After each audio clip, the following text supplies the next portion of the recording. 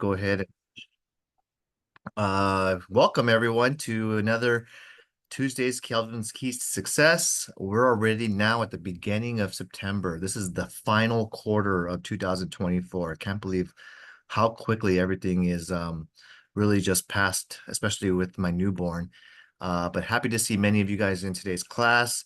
I want to be available and helpful to your business and your knowledge in real estate as we all experience a big transition in our industry. And that has been a key focus in a lot of our classes recently.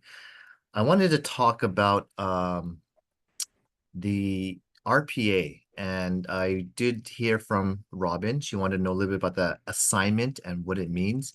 So let's go ahead and put in front of you the RPA. So we can go ahead and give me a second while I pull over.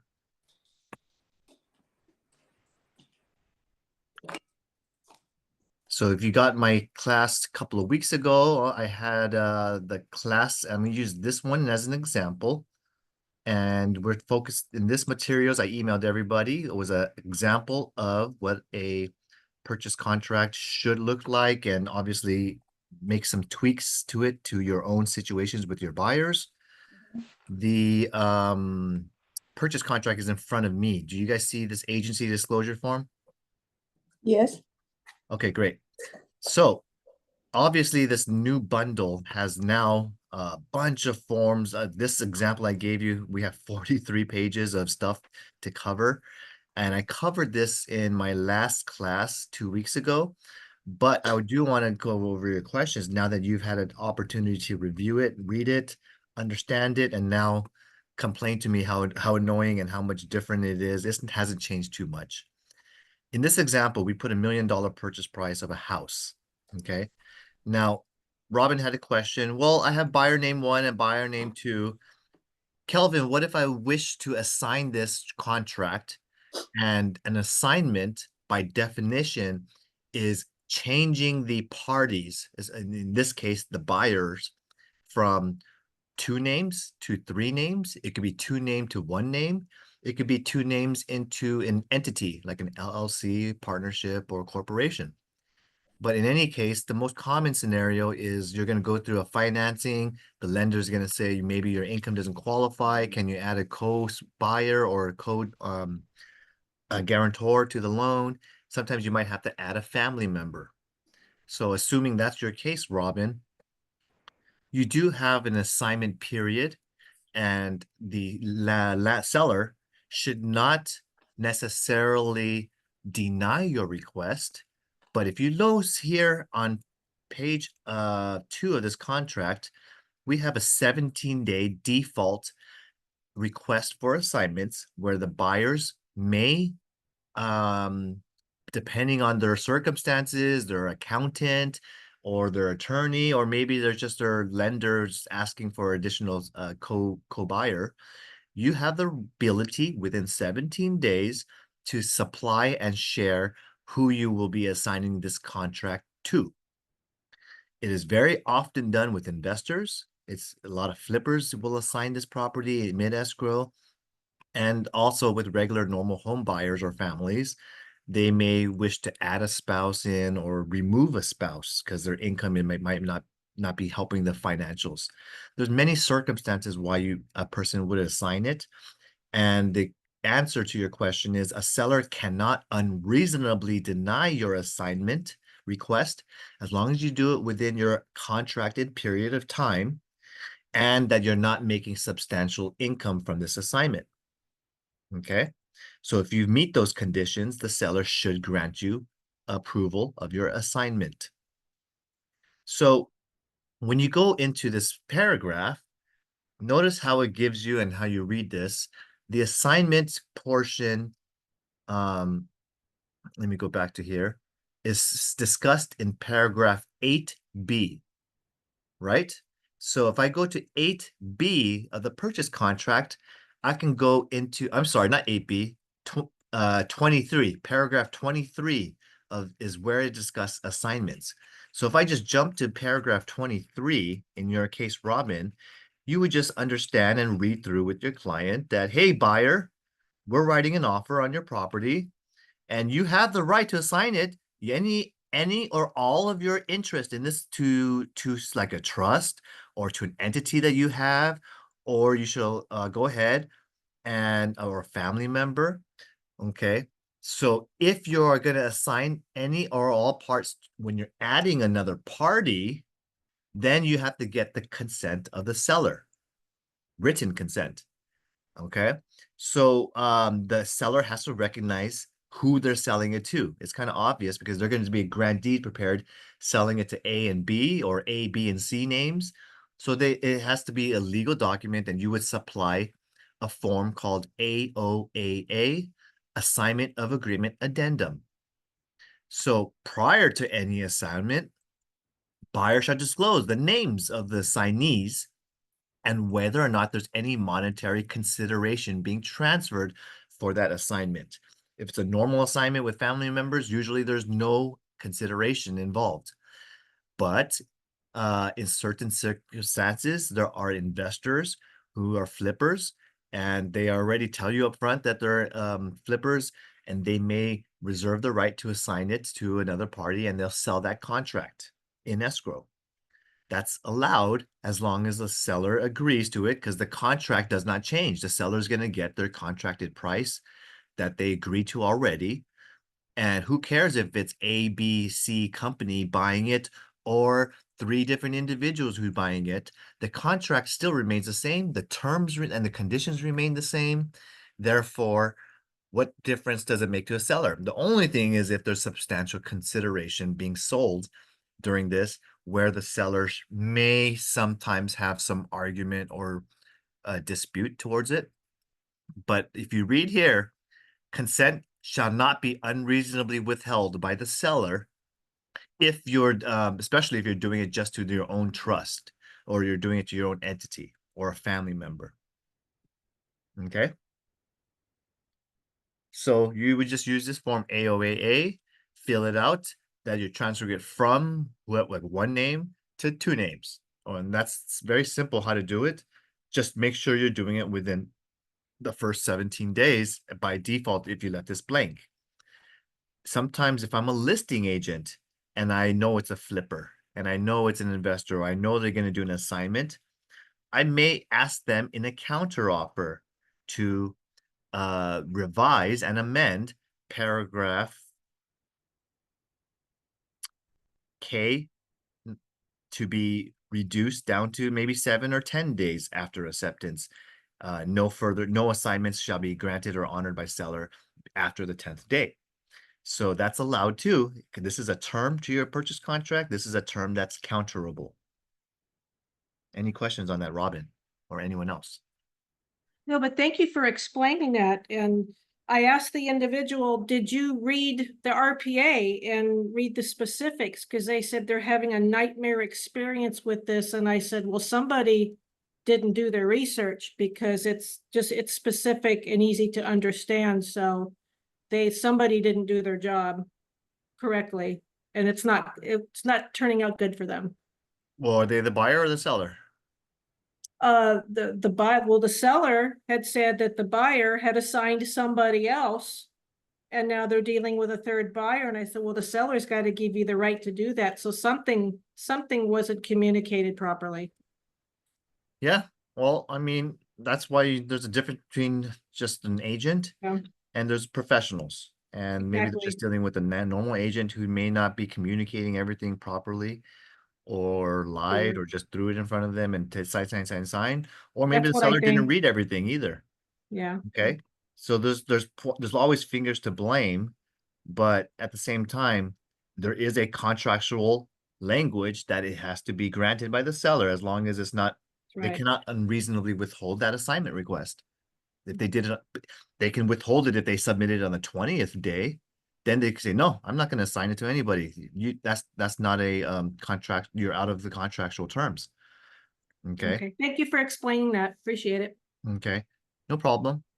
So just make sure you keep this email, because this is a recent newly revised purchase contract that kind of discusses and explains where you should be filling out and the key areas of how to fill this out. especially if in the classroom when I talked about whether or not you wish to ask for your commission. And it is obviously right here, seller. This is the only major change. They added the SPBB, seller's payment to buyer's brokerage, where you can request your 2.5, 3, whatever percent that you want for your representation of the buyer and for the seller to make that compensation available. Because this is a term on the contract signed by the parties, this is still a term that could be countered by the seller. So I try to keep things within reason and not say I want like 10% commission. I would usually keep it with what's in the market for that region that you're working. And obviously this will help your buyers be able to purchase at the normal market price and rate that they wanted to and not have to pay out of pocket. So this helps the buyers not have to have additional reserves and down payment funds to pay for your commission. So use this form wisely and accordingly.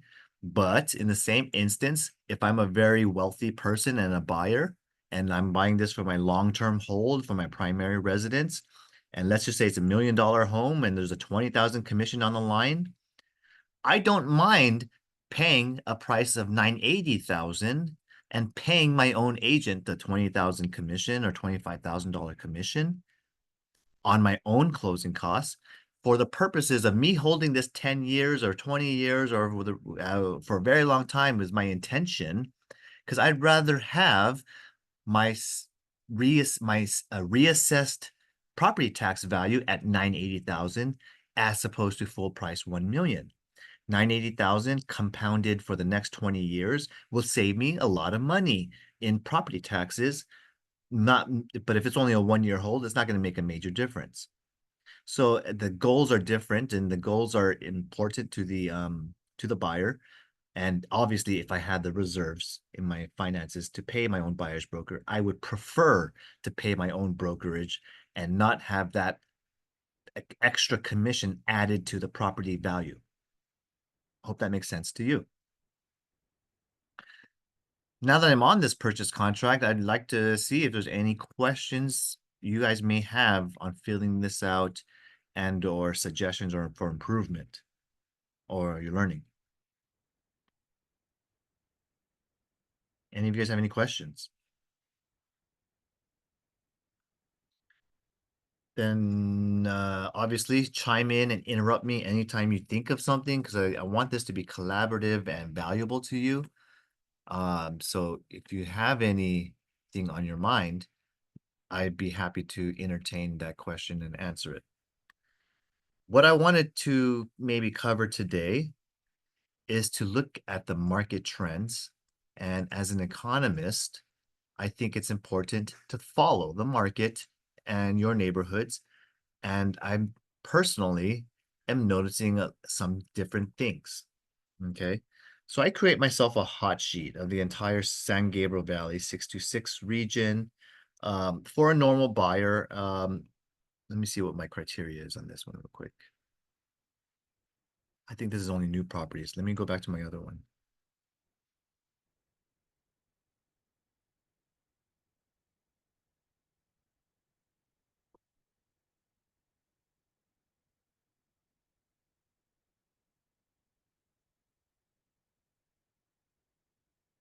Yeah, I'm going to use a 626 one that I put together for myself. So there's certain things on that I'm looking at as a broker. And obviously in this region, let's just imagine you're looking at home sales in 626 North region for single families or whatnot. I did not include condos or townhouses. There's certain thing that I am trending that I think is important for you to be aware of. Number one, look how many brand new listings just popped out in the last couple of days since Labor Day weekend. We got 10 new homes in this North San Gabriel region that just came on the market. What you're also seeing, price changes over here. And I'm noticing what is the trend? The trend is downwards. You see these arrows right here? These represent that they did not sell it at the seller's goals and had to make an adjustment downwards. I'm noticing this one that coming soon, without even 0 days on the market, they already adjusted it immediately without even testing the market. They just dropped it right off the bat. You see that there's 5 other homes that had to take a 50,000 haircut, a 45,000, $48,000 hair shave off the price. This one is 150,000 price reduction. This one is a 40,000 price reduction, and this one is roughly what? Another 50,000 price reduction. Then I look at back on markets in this region. You had a holds and things that were under contract and then back available, cancellations to their escrows. What's going on, guys? What is this? What ding ding ding? What is this telling you? They're not priced correctly. They're not priced properly. Um, Well, it could be that they're not priced properly, one of the things. or they were priced properly. They were priced at 6 months ago comps. But what I'm saying, this is a what my point with this was, this is reflecting a transition to a buyer's market. Yes. It's a clear indication to me. You have several properties canceling under contract and going active. You have many different price improvements to the buyer, and you have increasing days on market for various properties. I guarantee you it's going to look uglier when for a seller. It'll look worse when I include condos and townhouses. Okay, because single families tend to have the premium. Single families tend to be the most sought after, desirable. People will pay market value. They'll pay any prices. They're more emotional buying a single family property as opposed to condos and townhomes. They just kind of, so let's do that exercise. What marketplace do you guys want to, and I'll teach you guys how to do in any city or any market area region. I'll tell you what I do. This will be a helpful exercise for you. What marketplace do you guys want to take a look at? Anyone want to name some areas? Well, La Cañada, Flint Ridge. Okay, that's a hot area. So I'll tell you that premium areas, these are not desperation or motivated sales in La Cañada. And because it's one of the top school districts in the entire state of California, you're looking at what's called an outlier city.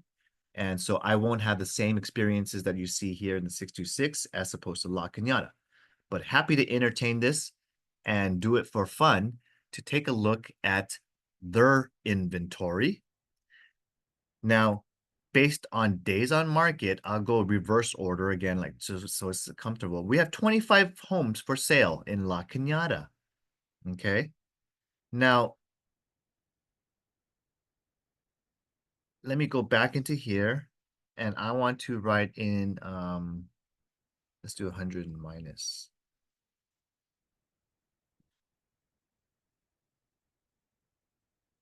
That's fine. We could do it from here. We have a couple of different things that I want to point out. Okay. When I'm studying a city like this, you can obviously see there's no really home that's really priced under $1.8 million. This is probably the low 1.59 is the lowest one I see right now. So this is what's called one of the most affluent areas around town.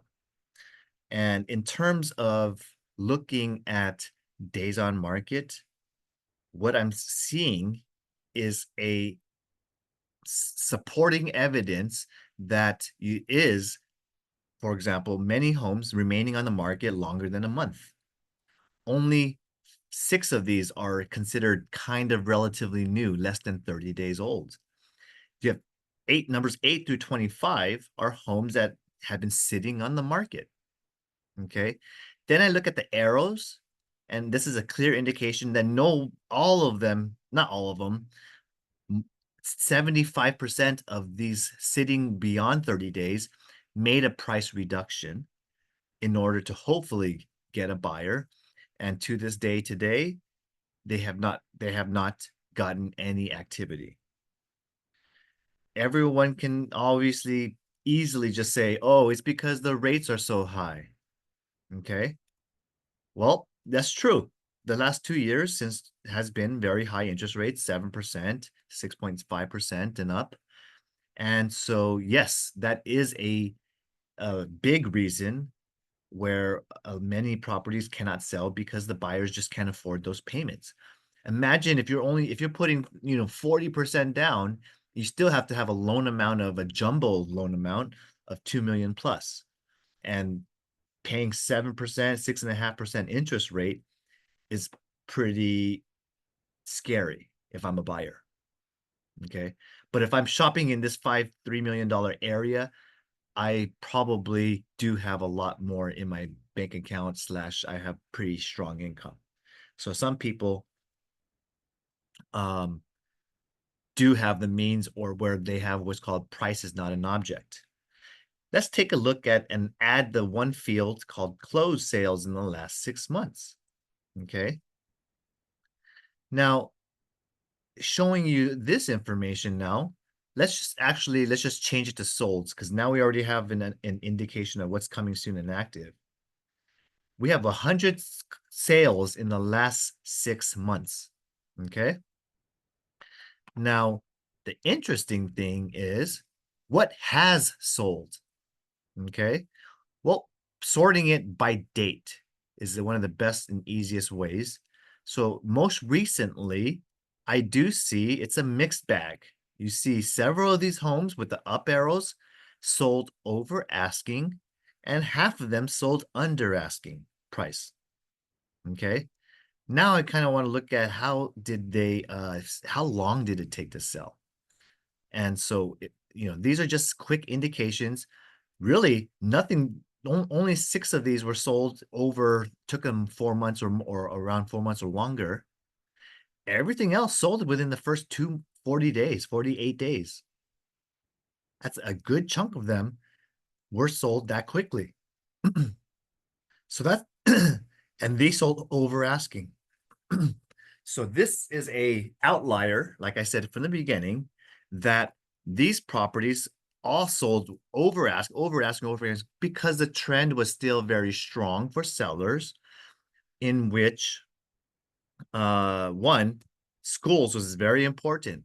And when school is important to the family, then guess what? They will pay a little over, they'll compete. And obviously, you also get to see certain things like, oh, they were offering 2.75% interest compensation. Okay. That's a lot. 2.5. You see a lot of healthy commissions being offered in this region. That is the way I can show to sellers, look at, they still get over asking because you're willing to supply a compensation to a buyer's broker. So in the new normal, even though we don't have this field, if I go by sort by date now, all the new sales right here don't have any broker compensation because the laws changed August 13th for CRMLS. So now that field is missing, and now there's a little bit more negotiability going downwards on pricing ever since this change has happened. Okay. Some sellers and buyers were like, "Oh, let's get our property sold before the market changes or before these industry practice changes." Who knows? There's a lot of pressure going on from real estate agents and this and that. Oh, buyers, you should buy today, because after August you might have to pay for commission yourself. And so there was a spur of activity right before August, if you guys were following various markets. But it's pretty cool to be able to do a snapshot, a glance of how this particular city stacks up. But I can tell you it changes a lot differently. Let's just say you go into a big city like Arcadia, and I do the same exercise. Okay. You still have a mixed bag of properties. Um, let me and Arcadia has 273 properties sold in the last 6 months. let's go into the criteria real quick because I want to show you what's going on the active side.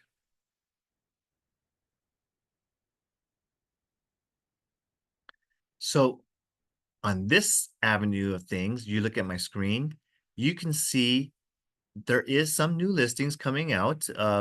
Just about 6 of them that came out, 7 of them in the last week. Okay.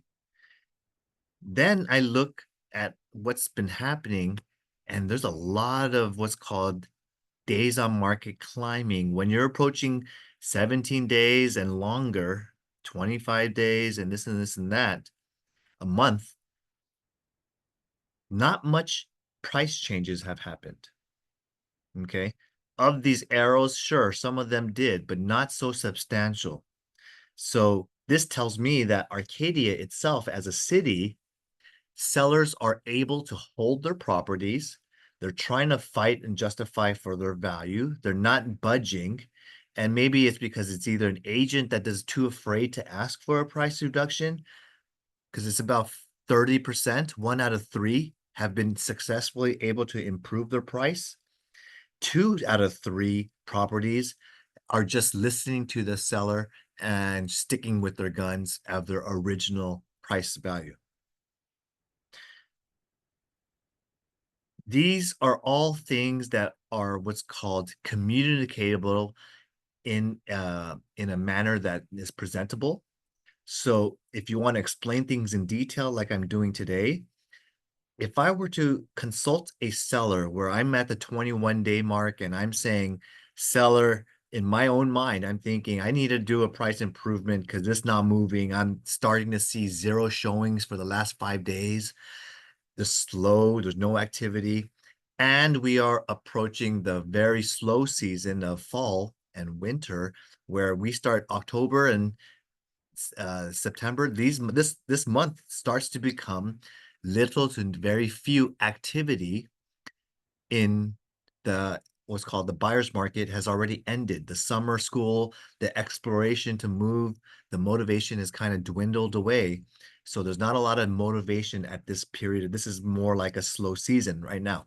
Seasonality is important. So I would encourage my seller, if we don't get a price improvement now, we're definitely not going to be selling it once Thanksgiving happens. So let's hurry up and try to make a price improvement today, get it sold, because big things could happen once the election happens. Once the election happens in November, and if we find that we have a Democratic president, it's very, very possible that the market is going to respond unfavorably to pricing, to values, to the economy, to the amount of government support that's going to be required, the lack of control towards towards the budget that they have proposed for the upcoming year and the inflation.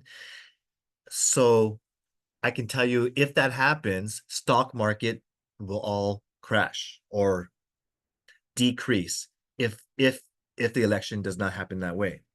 And who knows what's going to happen? We don't even know what's, this is just a few months away.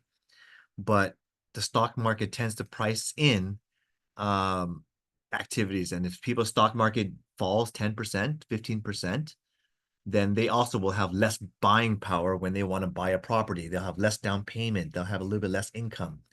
So there's things to keep in mind to hopefully persuade your sellers, let's get it sold before the election. Okay, we don't know what's going to happen.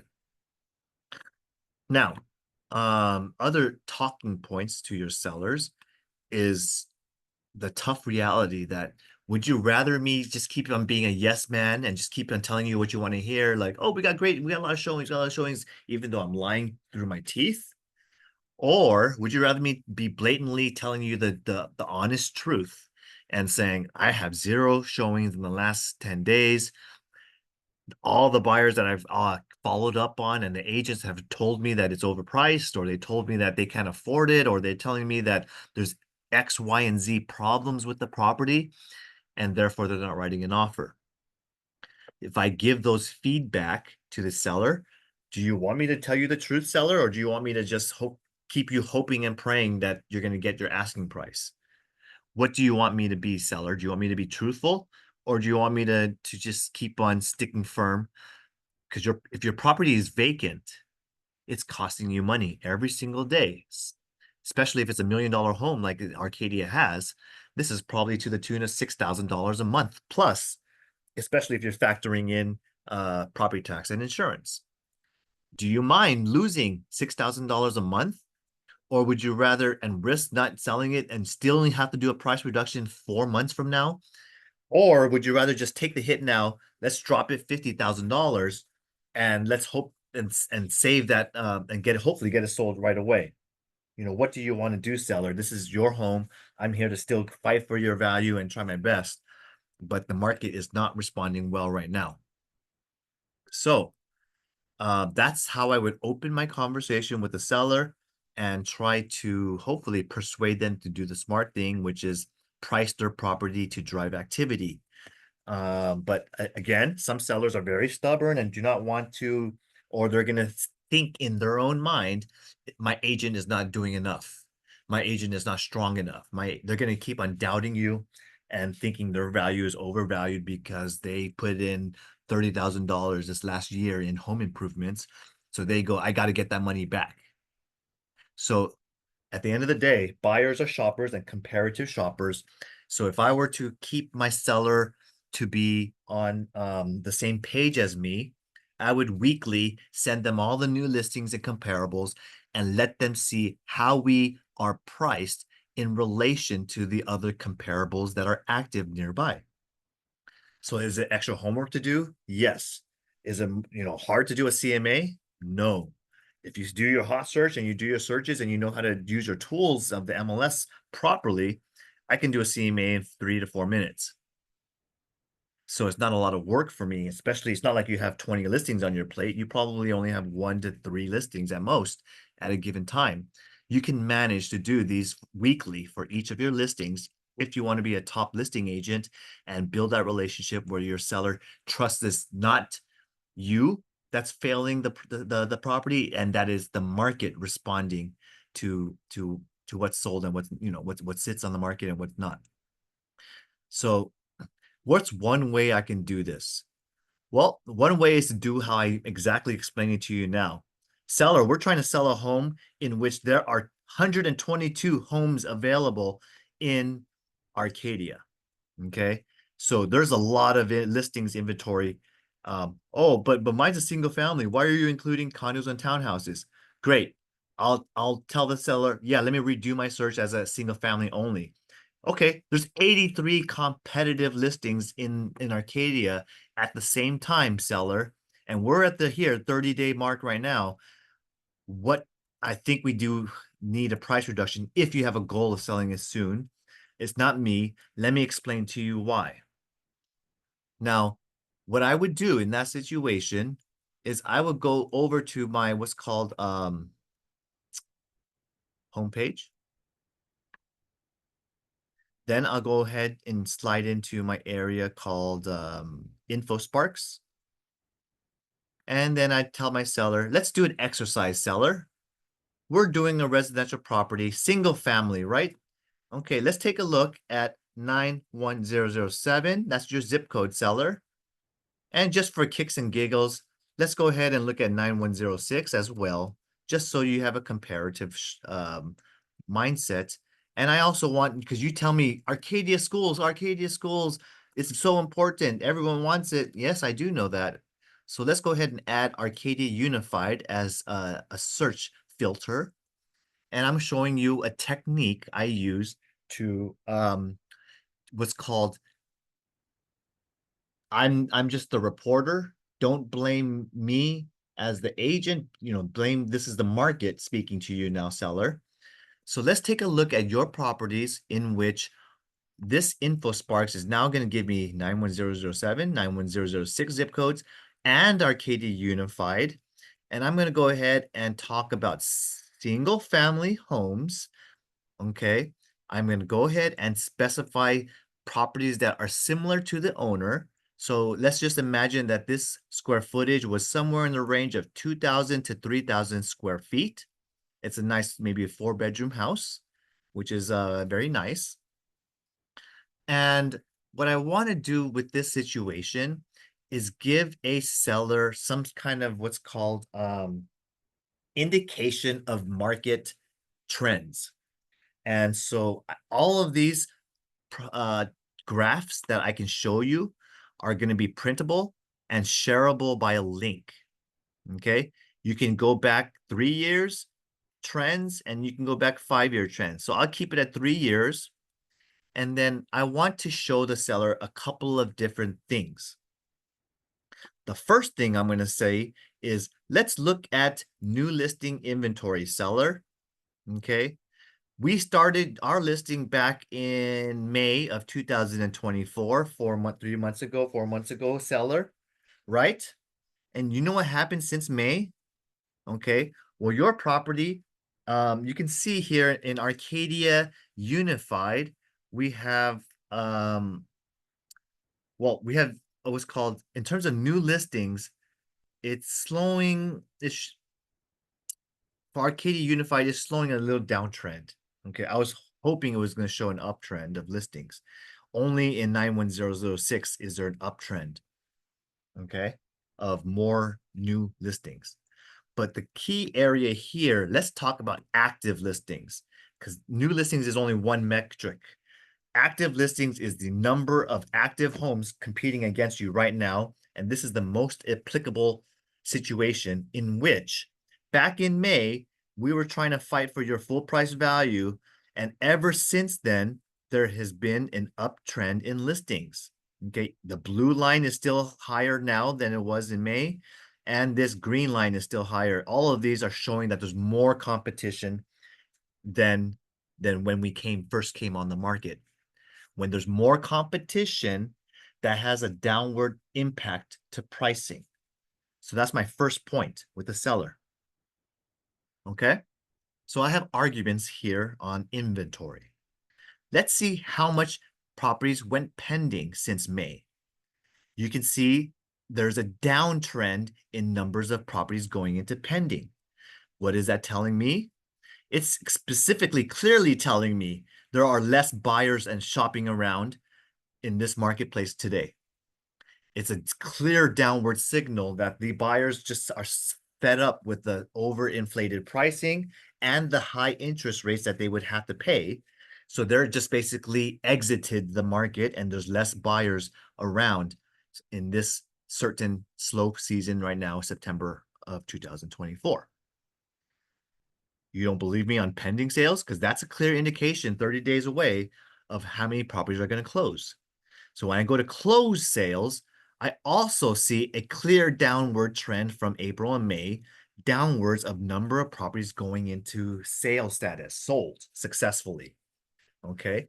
And as you can see back in 2021, during the peak, you could see that things were going much, much higher and quicker. And a lot more sales happened then because there was a pandemic going on then. But now people are just, it's inflation. There's a lot of job losses. The economy is not doing so well. There's a lot of excuses and reasons why we have a slow year in 2020-24 in terms of number of volume. I can tell you agents and brokers, if you look at it macroeconomically as a whole, everyone's doing pretty terrible this year.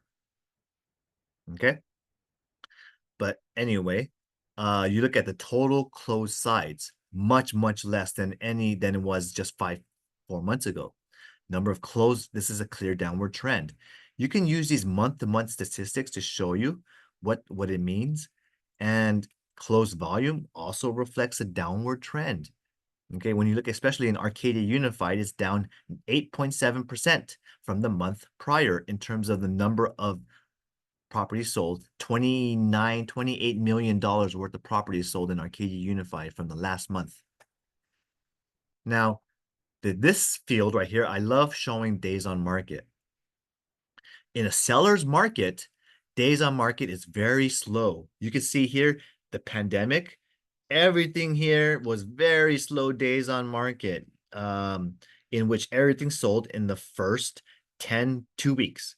Okay, 10 days, 12 days, boom, pending, so quick. I hope you guys remember that just a short 2-3 years ago.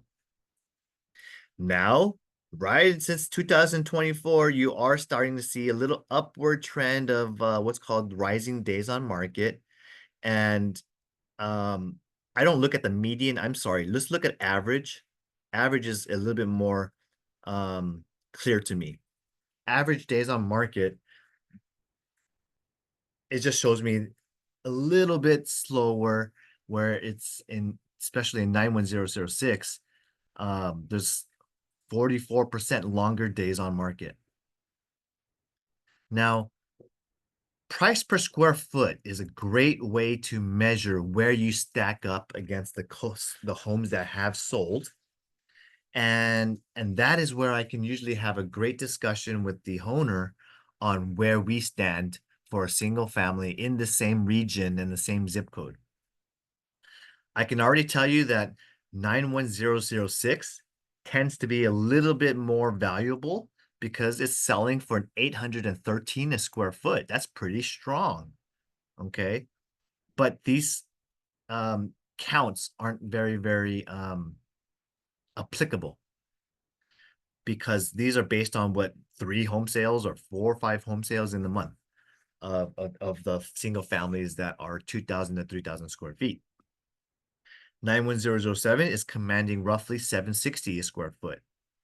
Now, if I were to do a comparison, okay, going back to my last exercise, we were looking at Arcadia properties, single family, and I want to show you where we stand and how I can explain this to a seller. Don't forget, I used a constraint of 2,299 square feet. I'll just put 3,000 living area. Okay. And so in this specific situation, let's go ahead and do 2 different types of separated searches so I can show to you what's going on. If I happen to be in the zip code of 91006, I'd put that in here. Okay. And these are active, actives, and closed. Okay. So let's go take a look at what this shows to me. Now, given the zip code of 91006, okay, I'm going to sort by price per square foot and look at the properties here where they are priced roughly at 619 to 520 a square foot for single families in this 91006 region. Going into 91006, $813 is the average price per square foot for the 2,000 to 3,000 square foot homes. So everything on the market is priced below that. Actually, let me sort by actives first. Okay. So I have 15 homes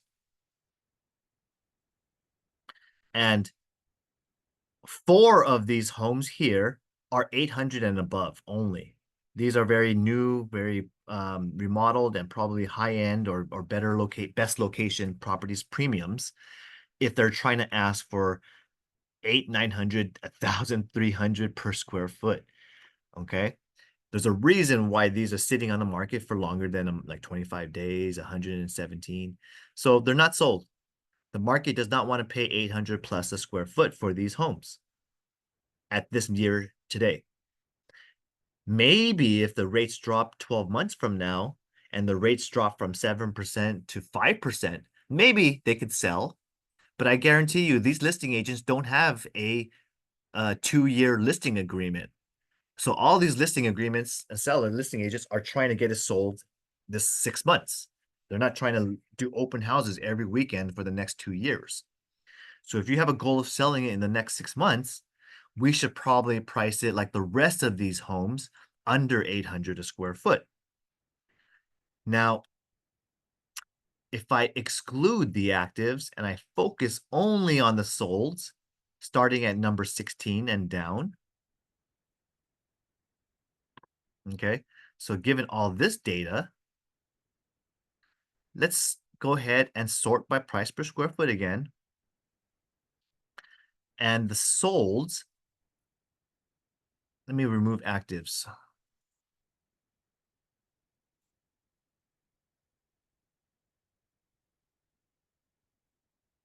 Let me show you what has sold in the last 6 months. In the last 6 months, sure, a good number 23 to 39. 17 homes have sold over 800 a square foot. Okay. So that shows that there are some, remember, I'm using averages. So the averages, these are the ones that brought up the averages, and they had 2,000 to 3,000 square feet. But notice some of these are 2023 builds. Of course, brand new, people will pay a premium. Okay.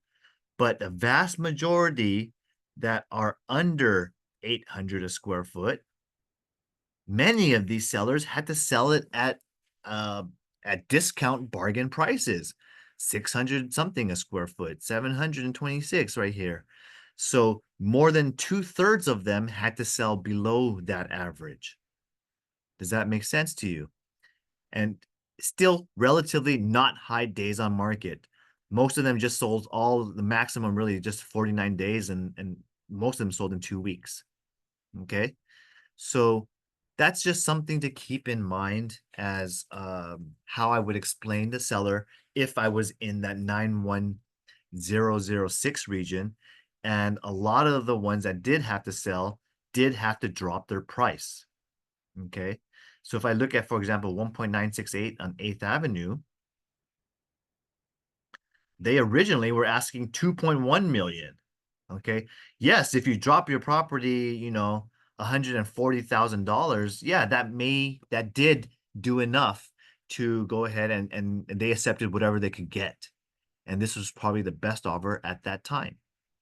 Okay. If I look at the next property, 1.65, they had to eventually settle for the best offer, which was 1.573. If I look at the next one, this same seller, 1.488, and they took 100,000 price cut. Okay.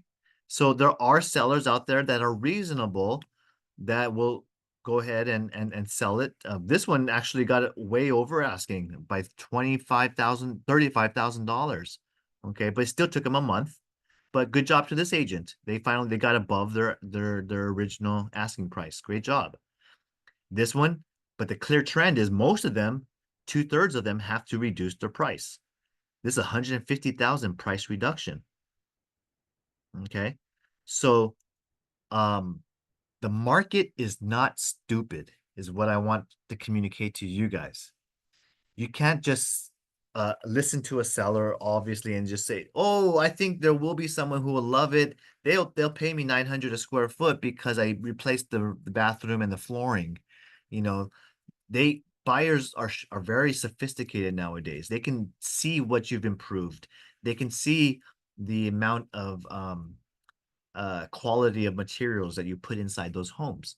And they can also see what's kind of basic particle board type of wood cabinets, or everyone just kind of does things that look nice and pretty, but not very hardwood or durable or uh, the finest materials. Okay.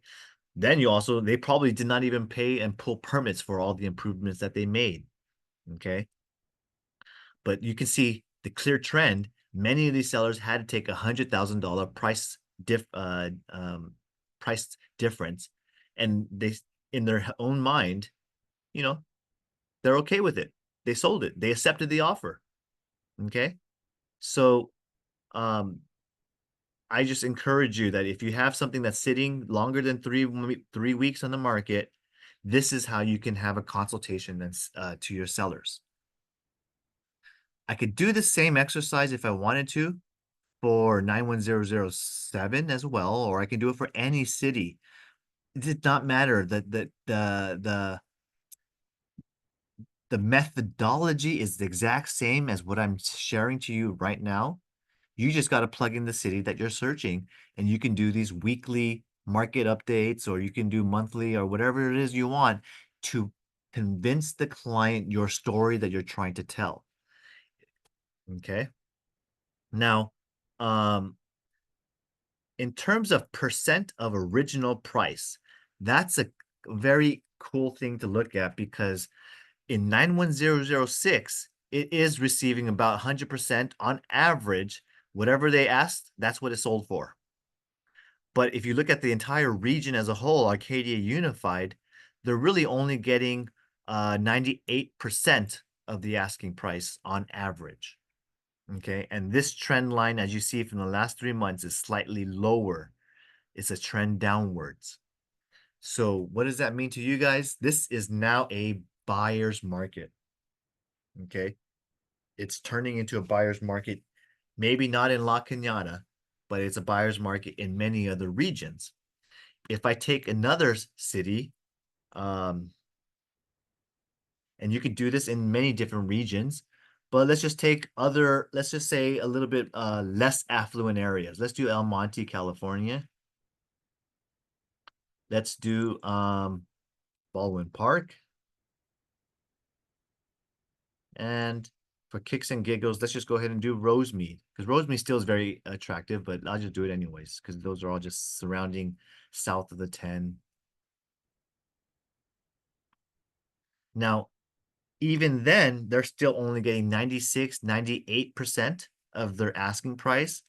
How many, what's their price per square foot average is? You can see here, there's also, they're about 489, 475 a square foot.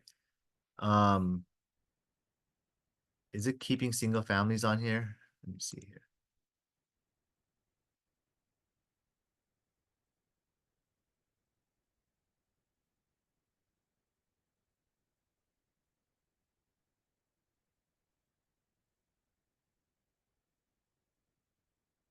So if you look at price per square foot, El Monte, Baldwin Park, and Rosemead, they're all in the same ballpark, 650 a square foot. Okay. They're actually very different, in which it actually looks to me slight increase in price per square foot gradually over the last 2, 3 years. It's telling a whole different story based on the city that you're looking at. These areas have gained some value because there's nothing else affordable. So people are still fighting, and this is a larger bucket of properties. But don't forget, I'm also still using what's called 2,000 square feet as a constraint. Actually, I'm looking at all square footage. So you got to make sure you're what category you're putting things in, because that'll use that exact criteria you're specifying. But it is showing a slight increase in trends in what's called demand, because they're a little bit more affordable. So there's more demand in more affordable regions. Yes or no? Okay. So I love being able to pick apart the slides that I get to use when I prepare for myself for a listing presentation, or when I prepare myself for a price adjustment. I want to be fully prepared, do my homework and research, and have the tools and data in front of me to prove to the seller and exercise with them together to show them the story that I want to share. I hope you find this valuable. I use this in many different uh strategies, even for buyers as well. When the buyer tells me, how much should I offer? Well, then I'll go ahead and do the same exercise. The offers that the sellers are taking are around 640 a square foot in this region, and if you want to really get this property, offer around 650 a square foot. That's probably what it's going to take. And so there's different cool things that you can do to help show your client and not spend a lot of time in doing what's called very valuable things. So that's how you fight for it and represent a buyer. You earn what you pay for because you give them the insight. You're giving them the most up-to-date market trends. You're guiding them on pricing with the entire region, comparing it at the exact zip code or school district or the specific, broad range of square footage. There's different ways that you can make sure your client is getting educated and making an informed decision, as opposed to making an irrational emotional decision. Because most of the buyers just look at the asking price and they go, oh my God, that's the asking price. It's not much negotiable off of that. Not That's what they want. But you can use this. I've used this to include with my offer because I'm showing writing a lower offer than the asking price. And I use these statistics to ask the listing agent to please present this as well to show and justify why we offered 620 a square foot for that El Monte home, not 627 or not 640, 650 a square foot. But my offer is still reasonable. I want you to consider it. We're still within reason. Your price happened to be overpriced in the first place. So that's all my arguments and persuasion that I give to the listing agent to help them help me get a deal done. Make sense? I think that's great. Thank you. I love this. I love this angle. So Show your value. show your value. Do some homework. Spend 3 minutes and 5 minutes a week on your listings and or buyers, and they'll appreciate you so much more because they'll go, my agent in the past never did this. Wow, this person cares about me. Oh, they're giving me so much helpful information. They're consulting me and educating me in different ways that they never thought was possible.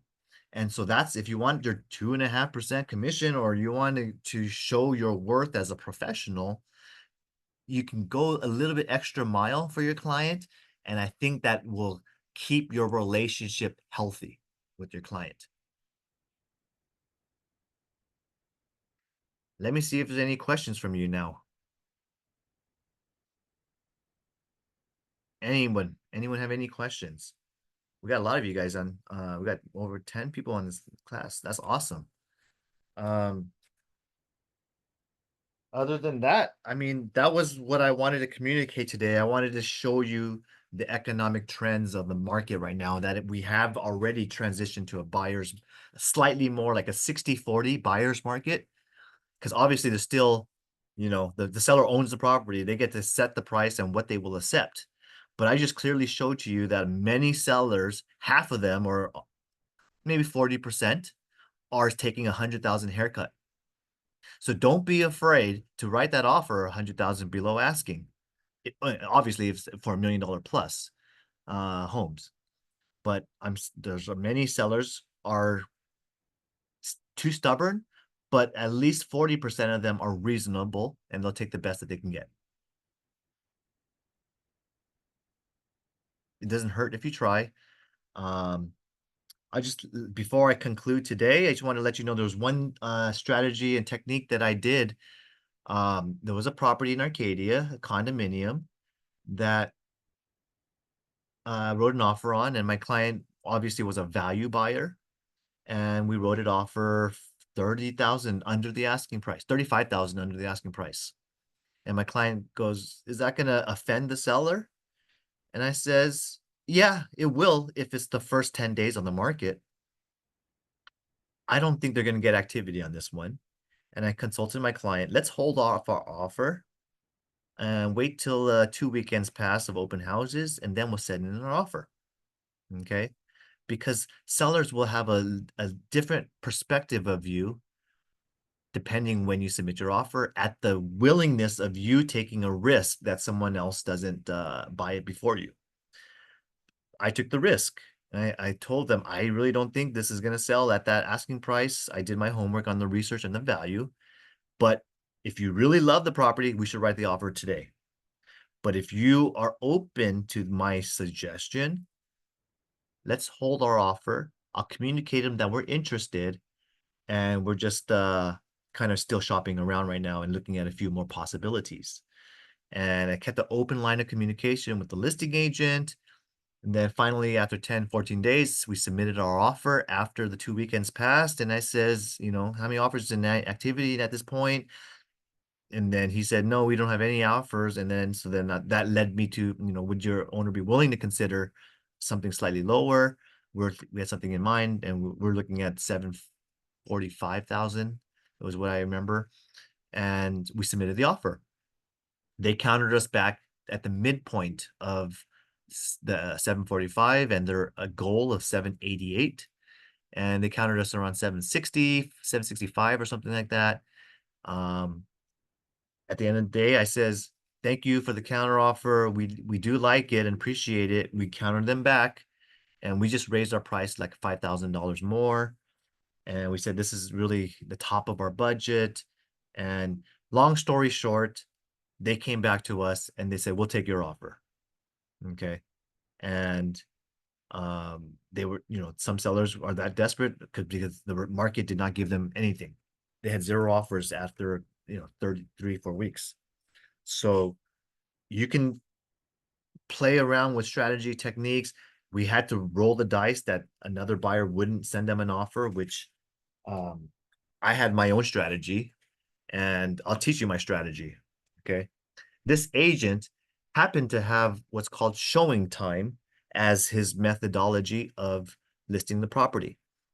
Guess what, guys? If you use showing time as your scheduling service for appointments, and they send you a nice automated Supra key, CBS code, instructions, so it's very useful. Um, but the problem, if you're a listing agent, is that the buyer agent can see your upcoming schedule. When I'm booking an appointment to see it, I get to see either A, that he has a lot of appointments scheduled upcoming this weekend or week, or in my case, I see that there's zero showings requested week after week after week. So use that in your favor, how you want to use, the information in front of you with this our MLS system. And for those in showing times, I can see their schedule. If I just kind of follow it, obviously I don't know how many showings they had at open houses, but I get to see how many agent showings there are. And I can just check on it every other day, and I can see if there's activity or not. So that's just another great helpful tip. If you want to use it or don't, up to you. I'm just helping you hopefully um, be a better consultant to your clients. That's it for today, unless you have any questions.